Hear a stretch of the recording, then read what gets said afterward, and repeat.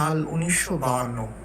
রোমানিয়ার একটি গ্রাম কার্কা এর একটি বড় মনেস্ট্রিতে তখন চলছিল মৃত্যুর মিছিল।